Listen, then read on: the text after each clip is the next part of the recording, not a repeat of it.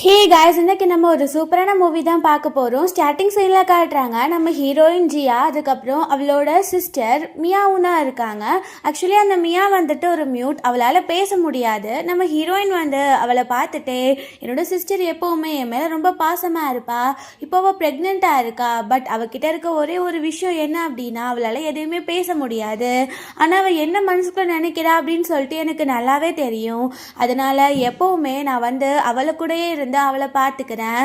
எனக்கு என்னோட சிஸ்டர்னா ரொம்ப பிடிக்கும் அப்படின்னு சொல்லி அவள் பேசிகிட்டு இருக்கும்போது அந்த மியா வந்துட்டு சொல்கிறா, இப்போது எனக்கு வந்து டேப்லெட் போடணும், அந்த டேப்லெட்டை எடுத்துகிட்டு வா அப்படின்னு சொல்லிட்டு அவள் ரியாக்ஷன் தான் கொடுக்குறா. நம்ம ஹீரோயின்மே சரி ஓகே நான் போய் எடுத்துகிட்டு வரேன் அப்படின்னு சொல்லிட்டு அவள் ஃப்ரிட்ஜில் போயிட்டு அந்த மெடிசனையுமே எடுத்துகிட்டு வந்து கொடுக்குறா. நம்ம ஹீரோயின் கிட்ட அவள் என்ன மெடிசன் சொன்னாலோ அதை தான் நம்ம ஹீரோயின் எடுத்துகிட்டு வந்து கொடுக்குறா. பட் அந்த மெடிசனை போட்டக்கப்புறம் அந்த மியா வாயிலேருந்து ஒரு பிளட்டாக வந்துட்டுருக்கு. ஸோ இங்கே நம்ம ஹீரோயின் ஷாக்காக இருக்கும்போது அங்கே அவளோட அம்மாவும் அப்பாவும் வந்துடுறாங்க. நம்ம ஹீரோயினுக்கு என்ன பண்ணுறதுனே தெரியல, அவளுக்கு ஒன்றும் புரியல எப்படி இந்த மாதிரி நடந்துட்டுருக்கு அப்படின்னு சொல்லிட்டு. அப்போது அந்த மியா வந்துட்டு என்னாச்சு அப்படின்னு தெரியாத மாதிரி அவள் வாயிலேருந்து பிளட்டாக வந்துட்டுருக்கு. அவளோட ஹஸ்பண்ட் சைமனும் அங்கே வந்துடுறான். அப்போ பார்த்தா நம்ம ஹீரோயின் வேணுனே தான் ஏதோ ஒரு மெடிசனை கொடுத்து அவங்க குழந்தைய கொலை பண்ணிட்டா அப்படின்னு சொல்லிட்டு அங்கே ஒரு பெரிய சீனே கிரியேட் பண்ணுறாங்க. நம்ம ஹீரோயின் சொல்கிறா எனக்கு எதுவுமே தெரியாது அப்படின்னு. அப்போ அவங்க அம்மா சொல்கிறாங்க, நீ எப்படி உன்னோட ஓன் சிஸ்டரவே இந்த மாதிரி பண்ணலாம், அந்த குழந்தையும் உன்னோட குழந்தை மாதிரி தானே, ஏன் இந்த மாதிரி பண்ணுற, உனக்கு எப்போவுமே உன் சிஸ்டரை பார்த்து பொறாம தானே அப்படின்னு சொல்லி கேட்குறாங்க. அங்கே நம்ம ஹீரோயின் சொல்கிறா, நான் எதுவுமே பண்ணல, நீங்கள் ஏன் இந்த மாதிரி பேசுகிறீங்க அப்படின்ட்டு. அப்போ அவங்க அப்பா வந்துட்டு, நீ எதுவுமே பண்ணாம தான் இப்போ இந்த குழந்தைய கொல்ற அளவு போயிருக்கியா, இப்போ பாரு உன் சிஸ்டர் வந்து எவ்வளோ கஷ்டப்பட்டுட்டு இருக்கான்னு, மியா எப்போவுமே உன்னை கேர் பண்ணிப்பா, ஆனால் நீ இப்போ அவளோட குழந்தைய கொல்ற அளவுக்கு போயிட்டா அப்படின்னும் போது அங்கே சைமனும் அந்த மாதிரியே தான் பேசிகிட்டு இருக்கான். ஆக்சுவலி நம்ம ஹீரோயினும் ஒரு மேரிட் உமன் தான், அவளோட ஹஸ்பண்ட் வந்து ஒர்க்குக்கு போயிட்டான். ஸோ நம்ம ஹீரோயினை வந்து அங்கே பயங்கரமாக அடிக்க ஸ்டார்ட் பண்ணுறாங்க. அவள் எவ்வளவோ சொல்ல நினைக்கிறா, நான் எதுவுமே பண்ணல, நீங்கள் வந்து உண்மையை ஃபஸ்ட்டு தெரிஞ்சுக்கோங்க அப்படின்னு. பட் அதுக்குள்ளே அவளை ரொம்ப போட்டு அடித்து டார்ச்சர் பண்ணுறாங்க. அவங்க அப்பா கையில் ஒரு தடி மாதிரி வச்சுருக்காரு, அதை வச்சு ஹீரோயின் தலையில் அடித்த உடனே அவள் தலையில் பயங்கரமாக பிளட் லாஸ் ஆக ஆரம்பிச்சிருது. அவள் அப்படியே இறந்து போயிடுறா. டக்குன்னு பார்த்தா டைம் வந்து ரீவைண்ட் ஆகிட்டு இருக்கு. நம்ம ஹீரோயின் முழிச்சு பார்த்தா அவள் வந்து இப்போது திரும்ப ரீபோர்ன் ஆகி திரும்ப அந்த இடத்துக்கே வந்திருக்கா. அதே ரூமில் தான் நம்ம ஹீரோயினும் அந்த மியாவும் இருக்காங்க. நம்ம ஹீரோயின் வந்து இந்த டைம் எல்லாமே ரொம்ப கேர்ஃபுல்லாக பண்ணணும், நம்ம என்னன்னு சொல்லிட்டு முழுசாக புரிஞ்சுக்கணும். அவள் புரிஞ்சுக்கிட்டா மியா வந்துட்டு ஏதோ வேணும்னு தான் இந்த மாதிரி பண்ணுறா அப்படின்னு. ஸோ சேஃபாக இருக்கணும் அப்படின்னு முடிவு பண்ணிடுறா. இங்கே திரும்ப மியா வந்துட்டு நம்ம ஹீரோயின் கிட்ட எனக்கு அந்த மெடிசன் வேணும் அப்படின்ற மாதிரி சொல்கிறா. அப்போ ஹீரோயின் வந்துட்டு இப்போது என்ன மெடிசன் வேணும் அப்படின்னு சொல்லிட்டு அவளுக்கு புரியாத மாதிரியே அங்கே பேசிகிட்டு இருக்கும்போது அங்கே அவங்க அம்மா வந்துடுறாங்க. அவங்க அம்மா வந்துட்டு இப்போ உனக்கு எல்லாமே ஓகே தானே அப்படின்னு மியா கிட்டே பேசிட்டு நம்ம ஹீரோயின் கிட்ட, உனக்கு இன்னும் பேபியே இல்லை சரியா, நீ வந்து இப்போது மியா வந்து ரொம்ப நல்லா கேர் பண்ணிக்கணும், ஏன்னா அவளோட வயிற்றுக்குள்ளே 7 month பேபி இருக்குது, அந்த பேபி நம்ம வீட்டுக்கு வந்தால் ரொம்ப நல்லது அப்படின்னு சொல்லிட்டு அவங்க பேசுகிறாங்க. நம்ம ஹீரோயின்மே அதுக்கெல்லாம் சரின்னு தான் சொல்லிட்டு இருக்கா. அங்கே பார்த்தா அங்கே சைமன் வந்துடுறான், அதாவது அந்த மியாவோட ஹஸ்பண்ட். அவன் பார்த்தா இப்போ திரும்ப ஆஃபீஸ்க்கு கிளம்பணும் போல். நம்ம ஹீரோயின் கிட்ட அந்த மியா வந்து ஆக்ஷன் கொடுக்குறான், இந்த மாதிரி எனக்கு அந்த மெடிசனை எடுத்துகிட்டு வா அப்படின்னு. நம்ம ஹீரோயினுக்கு தான் லாஸ்ட் லைஃப்பில் என்ன நடந்துச்சுன்னு கிளியராக தெரியும் இல்லையா, அதனால இப்போ அவள் ரொம்ப கேர்ஃபுல்லாக இருக்கா. சைமன் கால் பேசி முடிச்சுக்கப்புறம் நம்ம ஹீரோயின் வந்து சைமன் கிட்ட, நீ இப்போ ஆஃபீஸ்க்கு போய் டாக்குமெண்ட் எடுத்துகிட்டு வரணும், அவ்வளோதானே, நானே இப்போ ஆஃபீஸ்க்கு போகணுன்னா ஸோ நானே போய் எல்லாத்தையும் எடுத்துகிட்டு வந்துடுறேன், நீ வந்து இப்போல்லாம் மியா கூட டைமே ஸ்பெண்ட் பண்ண மாட்டேங்கிற, ப்ரெக்னன்சி டைமில் ஹஸ்பண்ட் கூடவே தான் இருக்கணும், நீ மியா கூட இருந்து அவளை பார்த்துக்கோ, நான் போய் எடுத்துகிட்டு வந்துடுறேன் அப்படின்னும் போது இந்த மியா ஏதோ பிளான் பண்ணி வச்சுருக்கா. நம்ம ஹீரோயின் இந்த மாதிரி சொன்ன உடனே அவளுக்கு வந்துட்டு என்னடா இவ போகிறேன்னு சொல்கிறா, அப்போ அந்த மெடிசனை யார் கொடுப்பா அப்படின்னு சொல்லி யோசிக்கிறா. ஆக்சுவலி வேணும்னே நம்ம ஹீரோயினை ஃப்ரேம் பண்ணணும் அப்படின்ட்டு தான் அவன் மெடிசனை கான்ஸ்டண்ட்டாக கேட்டுகிட்டே இருக்கா. அப்போது மியா வந்துட்டு இல்லை வேண்டாம் அப்படின்ற மாதிரி ரியாக்ஷன் கொடுக்கும்போது நம்ம ஹீரோயின் வந்து, ஓ உனக்கு சைமன் கூட இருக்கிறது பிடிக்கலையா அப்படின்ற மாதிரி கேட்குறா. அப்போ அவள் இல்லை அப்படின்னு சொல்லும்போது சைமன் வந்துட்டு உனக்கு என்ன வேணும், நீ உன் நோட்டில் எழுதி காட்ட அப்படின்னு சொல்லும்போது அவள் சொல்கிறா பேரண்டல் பில்ஸ் எனக்கு வேணும் அப்படின்ட்டு. அப்போ அவங்க அம்மா வந்துட்டு நம்ம ஹீரோயினை, நீ இப்போ அந்த மெடிசனை எடுத்துகிட்டு வா அப்படின்னும் போது அவள் சொல்கிறா, நான் இப்போ கம்பெனிக்கு கிளம்புறேன், சைமன் போய் அதெல்லாம் எடுத்துகிட்டு வருவான் அப்படின்னு சொல்லும்போது நம்ம ஹீரோயினை சைமன் போய் எடுத்துகிட்டு வர சொல்கிறா. போயிடுறா. ஸோ அவளுக்கு இப்போ என்ன பண்ணன்னு தெரியல. அவள் போய் ஃப்ரிட்ஜில் அந்த டேப்லெட் எடுக்கும்போது மேலே ஒரு நேம் ஒட்டி இருக்கு, அதை கிழிச்சு பார்த்தா பின்னாடி ஒரு நேம் ஒட்டி இருக்கு. ஸோ அவளுக்கு புரிஞ்சு போயிடுது லாஸ்ட் லைஃப்பில் மியா வேணுனே தான் ஹீரோயினை ஃப்ரேம் பண்ணியிருக்கா அப்படின்னு. அவள் அந்த மெடிசனை எடுத்துடுறா. அங்கே சைமன் வரும்போது இப்போ நான் ரெஸ்ட் ரூம் யூஸ் பண்ணணும், ரொம்ப அர்ஜென்ட்டாக, இதை நீயே வச்சிரு, இதுலேருந்து ஒரு டேப்லெட்டை மட்டும் எடுத்துகிட்டு கூட அப்படின்னு சொல்லிட்டு உள்ளே போயிடுறா. ஸோ சைமன் தான் ஒரு டேப்லெட்டை எடுத்து வச்சு அவங்க 2 பேரும் சேர்ந்தே தான் கொண்டு போகிறாங்க. ஸோ அங்கே போயிட்டு நம்ம ஹீரோயின் வந்து அந்த டேப்லெட்டை கொடுக்குறா. அதை போட்ட நிமிஷம் அந்த மியா வாயிலேருந்து ஒரு பிளட்டாக வர ஆரம்பிக்குது. இப்போ ஹீரோயினை யாரும் குறை சொல்ல மாட்டாங்க, பிகாஸ் சைமனும் கூட தானே வந்திருக்கா. ஸோ அங்கே ரொம்ப கன்ஃபியூசிங்காக இருக்குது. சைமனுக்கு ஒன்றுமே புரியல, நம்ம தானே அந்த டேப்லெட்டை எடுத்து வச்சோம், எப்படி இவளுக்கு வாயிலேருந்து பிளட்டாக வந்துட்டு இருக்கா அப்படின்னு. அங்கே பார்த்தா அவங்க அப்பாவுமே வந்துடுறாரு. அவர் வந்துட்டு நம்ம ஹீரோயினை பார்த்து, நீ தான் இந்த மாதிரி பண்ணியா, நீ ஏன் இந்த மாதிரி பண்ண, உன் சிஸ்டர் உனக்கு பிடிக்காதா அப்படி இப்படின்னு கத்த ஆரம்பிக்கிறாரு. அப்போ சைமன் சொல்கிறான் இல்லை இல்லை அப்படின்ட்டு. அப்போ ஹீரோயின் வந்துட்டு நான் எடுத்து கொடுக்கல, இந்த டேப்லெட்டை சைமன் தான் எடுத்துகிட்டு வந்தான் அப்படின்னு. ஸோ இதை கேட்ட உடனே அந்த மியாக்கே ஷாக் ஆக ஆரம்பிக்குது. அப்போ சைமனுக்கே ஒன்றும் புரியல என்னாச்சு அப்படின்னு சொல்லிட்டு. ஸோ அப்போ பார்த்தா அவள் வந்துட்டு உடனே தன்னோட ஹஸ்பண்ட் மேலே பழி போயிடும் அப்படின்னு அவள் நோட்டில் எழுதி காட்டா, நான் என்னோட டங்க்கு கடிச்சிட்டேன், அதுதான் இந்த பிளட், அந்த டேப்லெட்டில் எதுவும் இல்லை அப்படின்னு சொல்லிட்டு. ஆக்சுவலி இந்த டேப்லெட் ஓப்பன் பண்ணி பார்த்தா அதுக்குள்ளே மருந்து எல்லாம் சுகர் தான் இருந்திருக்கு. ஸோ இவளை எல்லாரும் கண்டுபிடிச்சிடுவாங்க, இவன் வேணும்னே ஜியாவை ஃப்ரேம் பண்ணதா பண்ணியிருக்கான்னு கண்டுபிடிச்சிருவாங்க அப்படின்னு இப்படி ஒரு பொய்யை சொல்லிட்டா. அப்புறம் ஈவினிங் போல் காட்டுறாங்க, நம்ம ஹீரோயின் வந்து மியா கூட தான் இருக்கா. ஸோ ஃபர்ஸ்ட்டு அவள் வந்து பிளான் பண்ணது ஃப்ளாப் ஆகிருச்சு அப்படின்னு ஹீரோயின் கிட்ட, எனக்கு கொஞ்சம் ஃப்ரெஷ் ஏரை ப்ரீத் பண்ணணும், வெளியில் என்ன வாக்கிங் கூட்டிகிட்டு போறியா அப்படின்னு செய்க காட்டுறா. நம்ம ஹீரோயினுக்கு புரியுது இவ எதில் ஏதோ பிளான் பண்ணுறா அப்படின்ட்டு. நீ இப்போ 7 months ப்ரெக்னெண்ட்டாக இருக்கா, உன்னை வீட்டை விட்டு வெளியில் கூட்டிகிட்டு போனால் அம்மா என்னை திட்டுவாங்க, ஸோ ஏதாச்சும் ஒன்று ஆகிருச்சுன்னா என்ன தானே எல்லாரும் பழி சொல்லுவாங்க, ஸோ அதெல்லாம் வேண்டாம், நீ இங்கேவே இரு, நீ விண்டோஸில் ஓப்பன் பண்ணுவேன், ஃப்ரெஷ் ஏர் தானாகவே வரும் அப்படின்னு சொல்கிறா.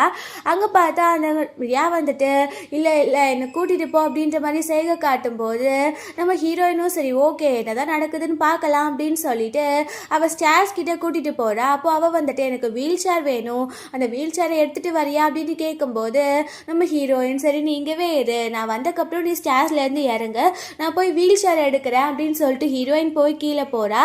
பார்த்தா நம்ம ஹீரோயின் வந்துட்டு என்ன நடக்குதுன்னு பார்க்கணும் அப்படின்றதுக்காக ஆல்ரெடி வீடு ஃபுல்லாக கேமரா இன்ஸ்டால் பண்ணியிருக்கா. ஸோ அந்த இடத்துல ஒரு கேமரா இருக்குது, அவள் அந்த கேமராவை பார்த்துட்டே தான் போய் வீல் சேரை எடுக்க போகிறா. இங்கே பார்த்தா வேணும்னே இந்த மியா வந்துட்டு கால் தடுக்கி ஸ்டேர்ஸ்லேருந்து கீழே விழுந்துடுறா. நம்ம ஹீரோயின் வந்து பார்க்குறா, என்னை வந்து எல்லாரும் முன்னாடியும் தப்பாக போர்ட்ரேட் பண்ணுறதுக்காக நீ எதுனாலும் பண்ணுவியா, அது இத்தனைக்கும் உன்னோட குழந்தைய கொல்ற அளவுக்கு நீ போவியா, அப்படி நான் உனக்கு என்ன பண்ணிட்டேன் அப்படின்னு சொல்லிட்டு அவளுக்கு ரொம்ப கஷ்டமாக இருக்குது. அங்கே அவள் விழுந்தோடனே அவங்க அம்மா அப்பா ஹஸ்பண்ட் எல்லாருமே வந்துடுறாங்க. ஸோ அவளை கொண்டு போய் ஹாஸ்பிட்டல்லையும் சேர்த்துடுறாங்க. அங்கே ஹீரோயினை பார்த்து அவங்க அப்பா வந்துட்டு நீ ஏன் இந்த மாதிரி பண்ணுற, ஒரு வேலையை நீ உருப்படியாக பார்க்க மாட்டியா, நீ அவள் கூடவே இருந்திருந்தா அவளுக்கே இந்த மாதிரி ஆகியிருக்க போது, நம்ம குடும்பத்தில் ஒரு குழந்தை வரப்போகுது, அதை நீ வந்து புரிஞ்சிக்காமல் இந்த மாதிரி பண்ணியிருக்கா அப்படின்னு சொல்லிட்டு அவர் ரொம்ப மோசமாக நம்ம ஹீரோயினை திட்டிகிட்டு இருக்காரு. அதுவும் இல்லாமல் டாக்டர் உள்ளேருந்து வந்தோடனே எல்லாருமே கேட்குறாங்க எப்படி இருக்காங்க குழந்தையும் அம்மாவும் அப்படின்னு. அப்போ டாக்டர் சொல்கிறாங்க உங்கள் பொண்ணம்மையா நல்லா இருக்காங்க, பட் அவங்க குழந்தை இறந்து போயிடுச்சு, அவங்களோட பாடி இப்போ ரொம்ப வீக்காக இருக்குது அப்படின்னு சொன்ன உடனே எல்லாருக்கும் ரொம்ப கஷ்டமாகிடுது. எல்லாருமே வேகமாக உள்ளே போகிறாங்க. ஸோ அவங்க அம்மா வந்துட்டு நம்ம மியா கிட்டே பேசும்போது அவள் அழுது ஆக்ஷன் போட்டுட்ருக்கா, என்னோட குழந்தை என்னை விட்டுட்டு போயிடுச்சு, இது ஆக்சிடென்ட் கிடையாது, வேணும்னு தான் நடந்திருக்கு, ரியா வந்து வேணும்னு தான் தள்ளி விட்டுட்டா அப்படின்ற மாதிரி அவங்க பெரிய சீனே கிரியேட் பண்ணுறா. அங்கே நம்ம ஹீரோயினுக்கு என்ன நடக்குதுன்னே புரியல, எப்படி இவங்க வந்துட்டு இவ சொல்கிறதெல்லாம் நம்புகிறாங்க அப்படின்னு சொல்லி யோசிக்கிறா. அங்கே பார்த்தா ஜான் வந்துடுறான். ஜான் வந்துட்டு நம்ம ஹீரோயினோட ஹஸ்பண்ட். பார்த்தா அவங்க அம்மா சொல்கிறாங்க நீ எப்படி ஒரு மான்ஸ்டர் இருப்ப நினச்சி கூட பார்க்கல, உன் சிஸ்டரை உனக்கு பிடிக்கல அப்படின்னா நீ பிடிக்கலன்னு நேரடியாகவே சொல்லிடலாம், அதுக்குன்னு நீ அவளோட குழந்தைய கொலை பண்ணியிருக்க அப்படின்னு சொல்லி பேசுகிறாங்க. அங்கே சைமனும் ரொம்ப டென்ஷன் ஆகிட்டு இதுக்கப்புறம் இவ இந்த வீட்டில் இருக்கக்கூடாது, இவ வந்துட்டு ஒரு கொடுசூரி அப்படின்ற மாதிரி பேசுகிறா. அப்போது அந்த மியா வந்து ஆக்ஷன் போடணும் இல்லையா, அதனால் வேணாம் வேணாம் அப்படின்ற மாதிரி தடுக்கிறா.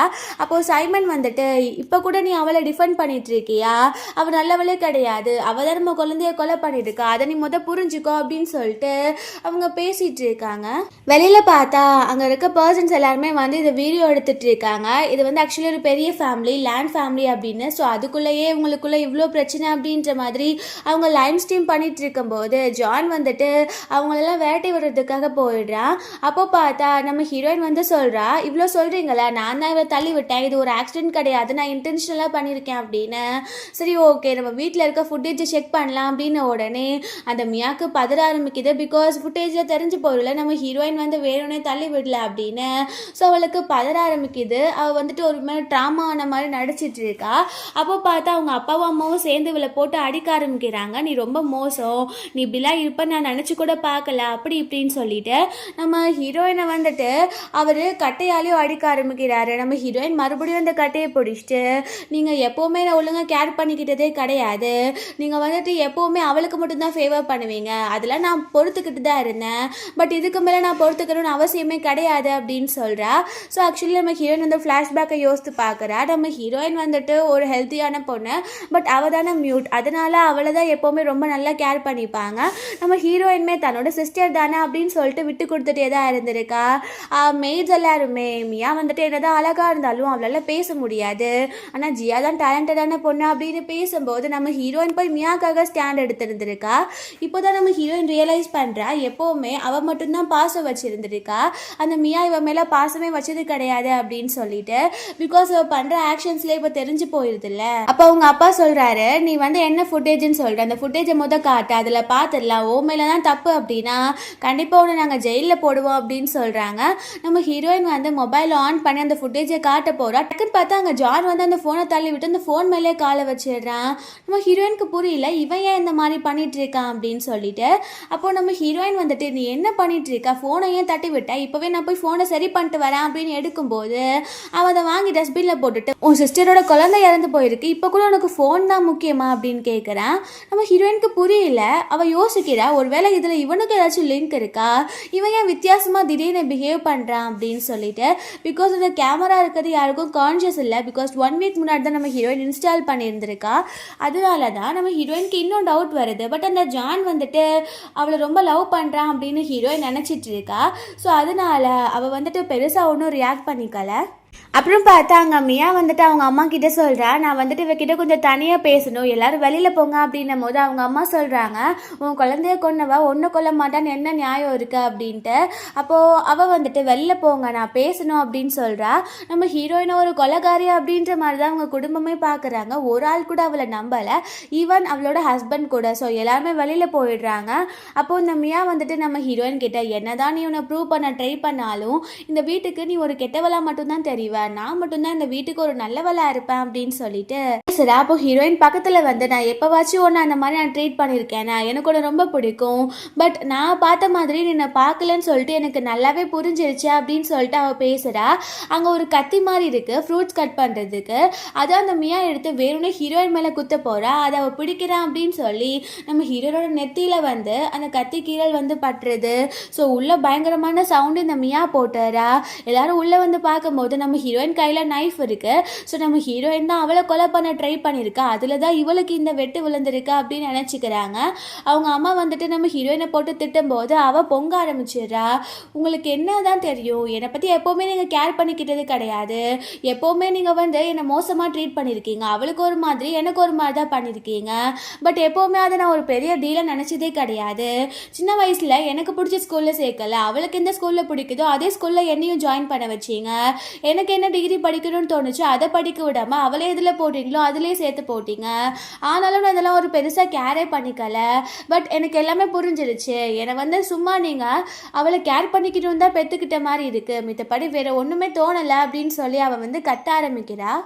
அப்போ அவங்க அப்பா இப்போ வரைக்கும் நீ மியா மேலே பழி போட்டுட்டு இருந்த, இப்போ உன்னோட பெத்த தாய் மேலே பழி போட்டுட்டு இருக்கியா, நீ என்ன தைரியம் இந்த மாதிரி பண்ணியிருப்ப, உன்னை பற்றி நான் இப்படி யோசிக்கவே இல்லை, இப்போதான் ரெக்ரெட் பண்ணுறேன் உன்ன மாதிரி ஒரு பொண்ணை பெற்றதுக்கு அப்படின்னு சொல்லிட்டு அவர் பேசுகிறாரு.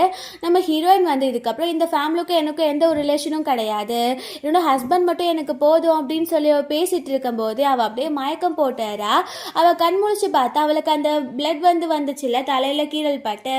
ஸோ அதுக்கெல்லாம் அவளுக்கு மருந்து போட்டு அவளை வந்து அங்கே ஹாஸ்பிட்டலில் தான் சேர்த்துருக்காங்க. அதே ஹாஸ்பிட்டலில் அவள் கண்முழிச்சு பார்க்கும்போது கூட ஜான் தான் இருக்கான். அப்போ ஹீரோயின் ஃபீல் பண்ணுறா, இந்த ஃபேமிலியில் யாருமே என்னை புரிஞ்சிக்கவே இல்லை அப்படின்னு சொல்லிட்டு.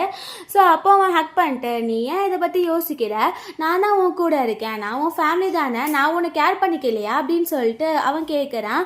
நம்ம ஹீரோயினுமே ரொம்ப ஹாப்பி ஆகுறா. ஸோ எப்படிலாம் அவள் ஜானை லவ் பண்ணா, எப்படிலாம் அவன் அவளை கேர் பண்ணிக்கிட்டான் அப்படின்னு சொல்லிட்டு அவள் யோசித்து பார்த்துட்டு இருக்கா. நைட் போல் நம்ம ஹீரோயினை தூங்க வச்சிடறான். அவன் தற்செயலாக தண்ணி குடிக்கிறதுக்கு முழிச்சு பார்க்கும்போது பக்கத்தில் இருந்த ஜானை காணோம். ஸோ நம்ம ஹீரோயின் வந்து இந்நேரம் இவன் எங்கே போனான் அப்படின்னு சொல்லிட்டு அவன் பின்னாடியே போயிட்டுருக்கா. பார்த்தா பக்கத்தில் இருக்க மியாவோட ரூம்குள்ளே போயிட்டு அவகிட்ட உட்காந்து அவன் பேசிகிட்டு இருக்கான். அவன் சொல்கிறான், என்னோட ஒய்ஃப் இருக்கிறனால அப்பப்போ வந்து உனக்கு கேர் பண்ணிக்க முடியல, இப்போ எப்படியோ நம்ம பிளான் வந்து சக்ஸஸ் ஆகிடுச்சு, உனக்கு குழந்தை எப்போவோ இறந்து போயிடுச்சு, அதுவும் ஏன் குழந்தை அது அந்த சைமனுக்கும் தெரியலை, இப்போது நீ வந்து 7 months ப்ரெக்னெண்ட்டாக இருக்க மாதிரி வயிற்றுல பில்லோ வச்சு தான் ஆக்ஷன் போட்ட, அது கூட உன் ஃபேமிலி கண்டுபிடிக்கவே இல்லை, எப்படியோ டாக்டரை கரெக்ட் பண்ணி எல்லா விஷயத்தையும் கரெக்டாக முடிச்சிட்டோம், நான் ரொம்ப மிஸ் பண்ணேன் அப்படின்னு சொல்லிட்டு அவளை பிடிச்சி அவன் கிஸ் பண்ண போகிறான். ஆக்சுவலி சைமனுக்கும் தெரியாமல் நம்ம ஹீரோயினுக்கும் தெரியாமல் இவங்க 2 பேரும் அஃபேரில் இருந்திருக்காங்க. நம்ம ஹீரோயினுக்கு இதை பார்க்கும்போது அவ்வளோ கஷ்டமாக இருக்குது. பிகாஸ் அவள் ஃபேமிலியில் யாருமே நம்பலை, தன்னோட ஹஸ்பண்ட் மட்டும்தான் அவளுக்கு சப்போர்ட்டிவாக இருந்தான் அப்படின்னு நினைக்கும் போது அவனுமே மியா கூட சேர்ந்து அஃபேரில் இருக்கான். ஸோ ஹீரோயின் வந்து இதெல்லாம் வீடியோ எடுக்க ஸ்டார்ட் பண்ணுறா. டக்குன்னு பார்த்தா யாரும் நிற்கிற மாதிரி தெரிஞ்ச உடனே அவன் வெளில ஓடி வந்து பார்க்குறான். பட் ஹீரோயின் போய் மறைஞ்சிக்கிறா. அதுக்கப்புறம் அவன் திரும்ப உள்ளே போயிட்டு யாச்சும் கிளீனிங் பண்ணுறதுக்கு போயிருப்பாங்க. வேற ஒன்றும் இல்லை அப்படின்னு சொல்லிட்டு அங்கே போய் அவங்க 2 பேரும் கிஸ் பண்ண ஸ்டார்ட் பண்ணிடுறாங்க. நம்ம ஹீரோயினுக்கு அவ்வளோ ஒரு கஷ்டமாக இருக்குது. 2 days லேட்டர் காட்டுறாங்க. இப்போது எல்லாருமே வந்துட்டு ஓகேவாக இருக்காங்க. ஆஃபீஸில் வந்துட்டு அதாவது கம்பெனியில் வந்துட்டு ஒரு மீட்டிங் நடந்துகிட்ருக்கு, ஷேர் ஹோல்டர் மீட்டிங். அங்கே மீட்டிங்லாம் போயிட்டு இருக்கும்போது அவங்க அப்பா அனௌன்ஸ் பண்ணுறாரு, இதுக்கப்புறம் ஜியா இருந்த இடத்துல ஃபுல்லாக மியா தான் இருக்க போகிறா அப்படின்னு. அங்கே ஹீரோயின் கரெக்டாக உள்ளே வந்துடா நிறைய ரிப்போர்ட்டோட. அப்போ அவங்க அப்பா வந்துட்டு, இந்த மாதிரி தான் மீட்டிங் நடக்கும்போது நீ உள்ளே வருவியா, செக்யூரிட்டி கார்டு எங்க அப்படின்னு சொல்லி அவர் கத்துறாரு. அப்போ நம்ம ஹீரோயின் வந்துட்டு, செக்யூரிட்டி கார்டை கூப்பிட வேண்டிய அவசியம் கிடையாது, ஃபர்ஸ்ட் என்ன பொசிஷன்லேருந்து விளக்க போகிறீங்க அப்படின்னா எனக்கு இன்ஃபர்மேஷன் வந்திருக்கணும், எனக்கு எந்த ஒரு நோட்டீஸுமே வரல, அப்போ இது லீகலே கிடையாது, நான் வந்து உங்கள் மேலே கூட கேஸ் போடுறதுக்கு சான்ஸ் இருக்கு அப்படின்னு சொல்கிறா. அப்போ அவங்க அப்பா வந்துட்டு, என்ன தைரியம் இருந்தால் உன்னோட அப்பா கிட்டே வந்து இந்த மாதிரி பேசிட்டு இருப்ப, உனக்கு எவ்வளோ தைரியம் அப்படின்ற மாதிரி அவர் கேட்குறாரு. அப்போது நம்ம ஹீரோயின் வந்துட்டு, என்னை பற்றி நீங்கள் பேசுறதுக்கு முன்னாடி உங்கள் பொண்ணை பற்றின நிறைய விஷயம் எனக்கு தெரிஞ்சிருக்கு, அந்த விஷயத்த ஃபுல்லாக நான் சொல்ல போகிறேன் அப்படின்னும் போது அங்கே எல்லாருக்கும் ஒரு மாதிரி இருக்குது. அப்போ அவங்க அம்மா சொல்கிறாங்க, நீ என்ன தேவையில்லாமல் வந்து எங்கள் பிரச்சனை பண்ணிகிட்ருக்கா அப்படின்னு. அங்கே அந்த மியாவுக்கு பார்த்துருது, அவள் என்னத்தை பண்ண போகிறா அப்படின்னு சொல்லிட்டு.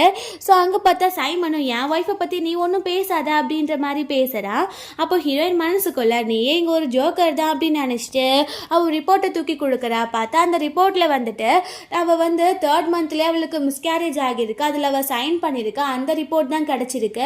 அதை காமிச்சிட்டு, உங்களோட பொண்ணு வந்துட்டு 7 months ப்ரெக்னென்ட் ஆளா இல்லை, அவளுக்கு 3 monthsலேயே மிஸ்கேரேஜ் ஆகியிருக்கு, அதில் அவள் சைனும் போட்டிருக்கா. அப்போ 7 months வரைக்கும் வயிற்றுக்குள்ளே குழந்தை இருக்க மாதிரி அவள் நடிச்சிட்டு தான் இருந்திருக்கா, பில்லோ வச்சிட்டா அப்படின்னும் போது அங்கே சுற்றி இருக்க ஷேர் ஹோல்டர்ஸ் எல்லாருக்கும் ஷாக்கிங்காக இருக்குது, இது என்னடா புது கதை அப்படின்ற மாதிரி. அவங்க அப்பா, இதெல்லாம் நான் நம்ப போகிறதே கிடையாது அப்படின்னு சொல்கிறாரு. அந்த மியா வாங்கி பார்த்துட்டு, இதெல்லாம் ஃபேக், இவள் வந்து பொய் சொல்கிறா அப்படின்னு சொல்லிட்டு அவர் ரியாக்ஷன் கொடுத்துட்ருக்கா. அப்போது சைமன் வந்துட்டு, என்னை பார்த்தா உனக்கு எப்படி தெரியுது, நீ வந்து இந்த மாதிரி சொன்னா எங்களுக்குள்ள பிரச்சனை வரும்னு நீ நினைக்கிறியா அப்படின்னு சொல்லிட்டு கேட்குறான். அங்கே ஜான் வந்துட்டு நம்ம ஹீரோயினை பிடிச்சிட்டு, நீ ஏன் இந்த மாதிரி பண்ணிகிட்ருக்கா, இந்த மாதிரிலாம் பண்ணக்கூடாது, நம்ம ஃபேமிலி மேட்டர்ஸ் ஃபேமிலிக்குள்ளே மட்டும்தான் இருக்கணும் அப்படின்னு சொல்கிறான். அப்போ நம்ம ஹீரோயின் அவன் கையை எடுத்து விட்டுட்டு, நீ பேசுறதுக்கு உனக்கு ரைட்ஸே கிடையாது, பிகாஸ் இப்போலேருந்து என்னோட ஹஸ்பண்ட் கிடையாது, நீ நம்ம டிவோர்ஸ் பண்ணிக்க போகிறோம் அப்படின்னு சொல்லும்போது எல்லாருக்கும் புரியல ஏன் இந்த மாதிரி பண்ணிட்டு இருக்கா அப்படின்னு சொல்லிட்டு. அப்போது அந்த சைமன் வந்துட்டு, இப்போ என்னதான் பிரச்சனை உனக்கு, என்னோட குழந்தைய வந்துட்டு கொண்டுட்டல, இது உனக்கு பத்தாதா அப்படின்னும் போது நம்ம ஹீரோயின் சொல்கிறா, அந்த குழந்தை ஃபர்ஸ்ட்டு ஒன்னோடதே கிடையாது, பைத்தியக்கார மாதிரி பேசிகிட்டு இருக்கா அப்படின்னு. அவள் நிறைய ஃபோட்டோஸ் வச்சுருக்கா, இந்த ஜானும் இந்த மியாவும் சேர்ந்துருந்த மாதிரி அதெல்லாம் தூக்கி போடுறா. தூக்கி போட்டுட்டு அவளோட குழந்தை வந்துட்டு ஒன்னது கிடையாது, அது ஜானோடது தான், அவங்க 2 பேரும் தான் ரிலேஷன்ஷிப்பில் இருந்திருக்காங்க அப்படின்னு. உடனே இந்த சைமனுக்கு ஒன்றுமே புரியல, தன்னோட ஒய்ஃப் வந்துட்டு ஏமாத்திட்டு இருக்கா அப்படின்னு சொல்லிட்டு அவனுக்கு இப்போ தான் புரிய வருது. அந்த ஜானுக்கு ரொம்ப பயமாகிட்டு இருக்கு, நம்மளை இப்படி எக்ஸ்போஸ் பண்ணிட்டாலே அப்படின்னு. அவங்களுக்கு ஷேர் ஹோல்டர்ஸ்க்கு எல்லாருமே ஷாக் ஆகுது, அவங்க அம்மா அப்பாவுக்கும் தான். ஆனாலுமே அவங்க 2 பேரும் சேர்ந்து மியாவுக்கு தான் சப்போர்ட் பண்ணுறாங்க, இது வேணும்னே ஃப்ரேம் பண்ணுறதுக்குனே பண்ணிட்டு இருக்கா அப்படின்னு சொல்லிட்டு. அப்போ நம்ம ஹீரோயின் வந்து, நான் ஃப்ரேம் பண்ணுறேன்னா சரி, இன்னும் ஒரு நல்ல வீடியோ கிளிப் இருக்குது அப்படின்னு சொல்லிட்டு அவள் அங்கே போய் அதை ப்ரொஜெக்ட் பண்ணுறா. அதாவது அந்த ரூமில் வந்து ஒரு கேமரா இருந்திருக்கு, அது தெரியாமல் தான் இந்த மாதிரி பண்ணியிருந்திருக்காங்க. ஸோ ஹாஸ்பிட்டலில் பேசி அந்த வீடியோ கிளிப்பை வாங்கி இங்கே எல்லாருக்குமே போட்டு காமிச்சிடுறா. இந்த சைமன் போய் டென்ஷன் ஆகிட்டு அவனை போட்டு அடிச்சிடறான். ஸோ அதுக்கப்புறம் பார்த்தா இந்த மியா வந்துட்டு நான் பண்ணல அப்படின்னு சொல்கிறா. பட் சைமன் நம்பாத போது சொல்கிறா, நீ எப்போவுமே ஒர்க்குன்னு தான் இருந்துட்டு இருக்க, என்னை பற்றி நீ எப்போவுமே யோசிக்க மாட்டேன், என் ஃபீலிங்ஸை புரிஞ்சிக்க மாட்டேங்கிற, அந்த குழந்தை உண்மைக்கே உன்னோடது கிடையாது, அது ஜானோடது தான், நீ வந்து எப்போவுமே ஒரு ஃபிட்டான மேனே கிடையாது, அதே மாதிரி தான் இவளுமே எப்போவுமே தன்னோட ஹஸ்பண்டை புரிஞ்சுக்கிட்டதே கிடையாது, அதனால தான் ஜானுக்கு என்ன பிடிச்சிச்சு அப்படின்னு வெக்கமே இல்லாமல் பேசிட்டு இருக்கா. அந்த சைமனுக்கு செம்ம டென்ஷன் ஆகுது. அந்த சைமன் போய் அந்த மியாவை அடிக்க ஆரம்பிச்சிடுறான். பார்த்தா 2 பேரும் சண்டை போட ஆரம்பிக்கிறாங்க, சைமனும் ஜானும். அதுக்கப்புறம் பார்த்தா அந்த ஜான் வந்துட்டு நம்ம ஹீரோயின் கிட்ட மன்னிப்பு கேட்குறான், நான் தெரியாமல் பண்ணிட்டேன், இதுக்கப்புறம் இந்த மாதிரி பண்ண மாட்டான் அப்படின்னு சொல்லிட்டு. அப்போ நம்ம ஹீரோயின் வந்து நான் 2 பேர்த்தையும் மன்னிக்க போகிறதே கிடையாது, இவ வந்துட்டு கத்தியை வச்சு என் தலையில் இந்த மாதிரி பண்ணா, ஸோ அதுக்காக நான் வந்துட்டு அவன் மேலே கேஸ் போட்டுட்டேன், அதுக்கப்புறம் நீயுமே என்னை ஏமாத்திருக்க, நிறைய இல்லீகல் ஒர்க்கும் பண்ணியிருக்க, கம்பெனிலேருந்து ஃபண்டை திருடி இருக்க, இதுக்கு நீங்கள் 2 பேருமே ஜெயிலில் தான் இருக்க போகிறீங்க அப்படின்னு பேசுகிறேன். அங்கே போலீஸுமே வந்துடுறாங்க. ஸோ அப்போ போயிட்டு இந்த மியா வந்துட்டு என்னோட சிஸ்டர் தானே நான் மன்னிச்சிடா அப்படின்னு கையை பிடிச்சி கெஞ்சிட்டு இருக்கா. அந்த மியாவை தள்ளிட்டு ஜான் வந்து முட்டி போட்டு என்னை மன்னிச்சிடு ஹனி ப்ளீஸ் அப்படின்னு கேட்கும்போது அவள் மன்னிப்புன்ற பேச்சுக்கு இடமே கிடையாது அப்படின்னு சொல்லிட்டு போயிடுறா. அவங்க 2 பேர்த்தையும் அரெஸ்ட் பண்ணிட்டு போயிடுறாங்க. நம்ம ஹீரோயின் வந்துட்டு லாஸ்ட் லைஃப்பில் நான் எப்போவுமே என் சிஸ்டர்னு சொல்லி இருந்துட்டேன், பட் இந்த லைஃப்பில் நான் எனக்காக என்ன சூஸ் பண்ணியிருக்கேன் அப்படின்னு சொல்லிட்டு போகும்போது அவங்க அப்பா அம்மா வந்துட்டு சொல்கிறாங்க, சாரி நாங்கள் எப்போவுமே ஒன்று புரிஞ்சிக்காமல் நாங்கள் தப்பு பண்ணிட்டோம் அப்படின்னும் போது அவங்களையுமே அவன் மன்னிக்கிற மாதிரி இல்லை, பிகாஸ் அவளை அவங்க ரொம்பவே மோசமாக ட்ரீட் பண்ணியிருக்காங்க. ஸோ அவள் சொல்கிறா, இதுக்கப்புறம் உங்களுக்கும் எனக்குமே எந்த ரிலேஷனும் கிடையாது அப்படின்னு சொல்லிட்டு அவள் அங்கேருந்து போயிடுறா. ஸோ இப்படியே இந்த மூவி முடிஞ்சிருது. கண்டிப்பாக உங்களுக்கு எல்லாருக்கும் பிடிச்சிருக்குன்னு நினைக்கிறேன். அப்படி பிடிச்சிருந்தா லைக் பண்ணுங்கள், ஷேர் பண்ணுங்கள், அண்ட் மறந்துடாமல் சப்ஸ்கிரைப் பண்ணுங்கள். Bye guys.